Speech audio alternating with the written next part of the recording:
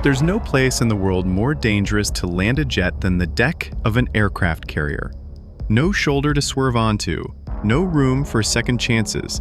It's just you, your machine, and a few hundred feet of moving steel surrounded by nothing but ocean. Every landing is a test. Every launch is a gamble. And sometimes, the system fails.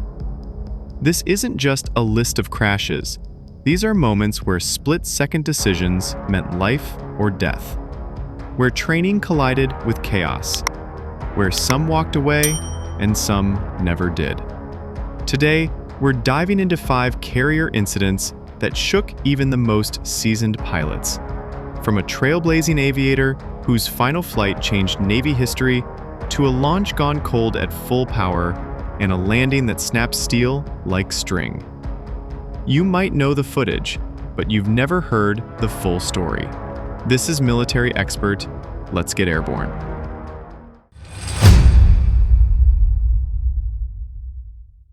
She was a pioneer, the first female carrier-qualified fighter pilot in the U.S. Navy, a symbol of change, flying the F14 Tomcat, the same jet made famous by Top Gun.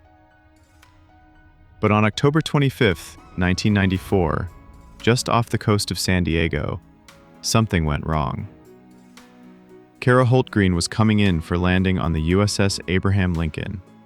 She'd done it before, just a few times, enough to know the rhythm and the risk. But this time, as she lined up behind the carrier, something didn't look right. The approach was steep. The Tomcat drifted left of centerline. And then, just a few seconds from touchdown, the left engine flamed out. That was all it took. In an instant, the fighter rolled hard to the left. Too low, too slow. No time to recover.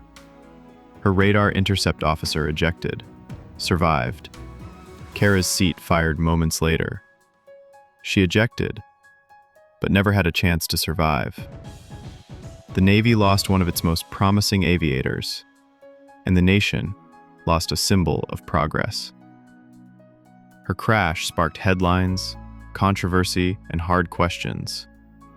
Was she rushed through training? Was the aircraft at fault? Or was it just a brutal, unforgiving moment? Whatever the cause, one thing's certain. Kara didn't crash because she was a woman. She crashed because she flew a jet that demanded perfection and punished the smallest mistake. This wasn't just a tragedy, it was a turning point.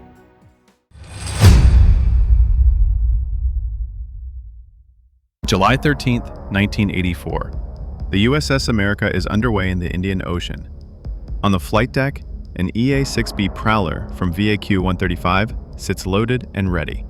4 men on board, 1 mission, and a catapult that would never give them enough. The crew hears the signal. Steam pressure builds beneath them. The shuttle grabs the nose gear. Launch. But within seconds, it's clear. Something's wrong. The aircraft lurches forward but doesn't gain speed. It's a cold cat, a failed catapult shot. The Prowler doesn't fly. It falls. Inside the cockpit, chaos explodes into instinct. The pilot, Lieutenant Junior Grade Michael DiBartolomeo, knows they're out of time. He calls out, "Eject, eject, eject." One by one, the 3 electronic countermeasures officers punch out. Parachutes bloom over the sea. Then, Michael pulls his handle. He waits that extra heartbeat, just long enough to make sure they're clear. But it's too late. His seat launches into the side of the aircraft, or the ocean. We'll never know for sure. His body is recovered hours later. The rest of the crew survives, because he stayed those precious seconds longer. To them, he wasn't just a pilot. He was a leader. And in those final seconds, a protector. The Cold Cat incident became a harsh reminder. Not all failures come from the enemy. Sometimes, it's the system. Sometimes, it's steel that breaks. And sometimes, it's the bravest man on board who never makes it home.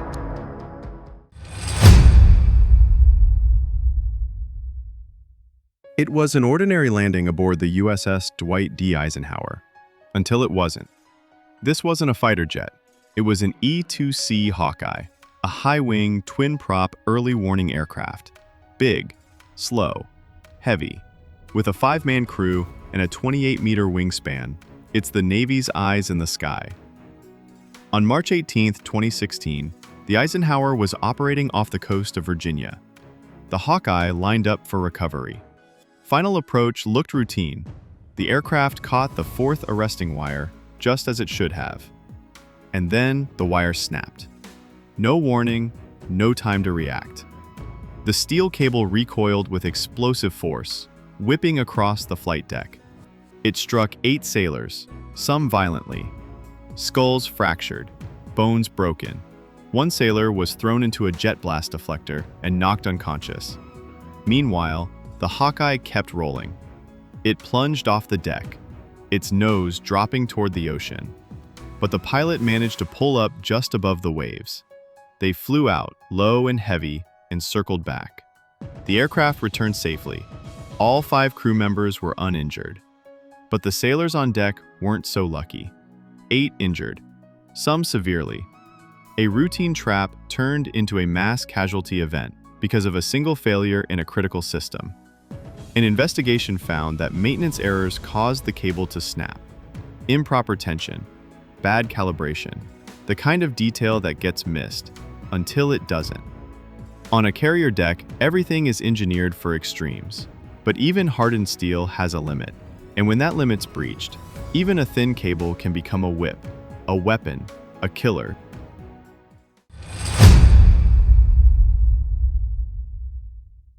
February 16, 1991. USS America is recovering jets from a desert storm strike. One of them is an A-6 Intruder, Bureau number 155602. It had taken anti-aircraft fire over Iraq. The aircraft was damaged, leaking hydraulics, but the crew kept it flying and brought it home. The landing was good. The arresting cable caught, the aircraft stopped. Then, something went wrong. When the wire disengaged, the jet started rolling forward. No brakes, no nose wheel steering. The crew had no control, and the edge of the flight deck was getting closer. In the cockpit, Lieutenant Commander Mac Williams, Lieutenant L. Fox. They had only seconds to act. They couldn't steer, they couldn't stop. They pulled the handles, both ejected, right from the deck. Both survived, but both were injured when they hit the non-skid surface of the carrier. Behind them, the intruder rolled to the very edge of the deck. Its tail lifted over open water. The nose stayed just barely on board. The jet was still intact, damaged but repairable. But there was no time. Other aircraft were in the pattern, low on fuel. The deck had to be cleared, fast. The decision was made: push it over the side. It wasn't a crash. It wasn't combat. It was one of the rarest emergencies in naval aviation. An ejection from a jet that never left the ship.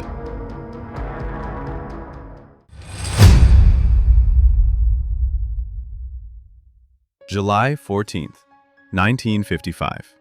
The USS Hancock is operating off the California coast. Routine flight ops. Clear skies. An F7U Cutlass, Bunno 129595, approaches for landing. At the controls, Lieutenant Commander J.T. Alkire, a seasoned pilot with VF-124. But the aircraft, known for its instability, comes in too low, too fast. In a split second, the Cutless hits the edge of the flight deck, what's called a ramp strike. The jet slams into the steel, breaks apart instantly, and explodes in flames. Debris rains across the deck. Fire erupts. LCDR Alkire is killed on impact. Several sailors nearby are injured, burned by fuel and hit by wreckage. But miraculously, no other fatalities are recorded. The crash is caught on camera.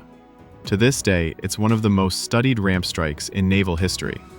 The Cutless had a reputation: tricky to fly, unforgiving under pressure. And after this, its days were numbered. By the end of the decade, the Navy retired it for good. But for the crew of the Hancock, this wasn't about design flaws or budget decisions. It was about how fast everything can go wrong. How one miscalculated landing can turn deadly, even before the wheels touch steel. 5 stories, 5 seconds that changed everything. These weren't just accidents, they were lessons written in steel, smoke, and sacrifice. Carrier aviation doesn't forgive, it demands perfection every time. And when that fails, it leaves behind more than wreckage. It leaves stories we can't afford to forget. This is Military Expert. Thanks for watching. Stay sharp, stay safe, and we'll see you on the next flight.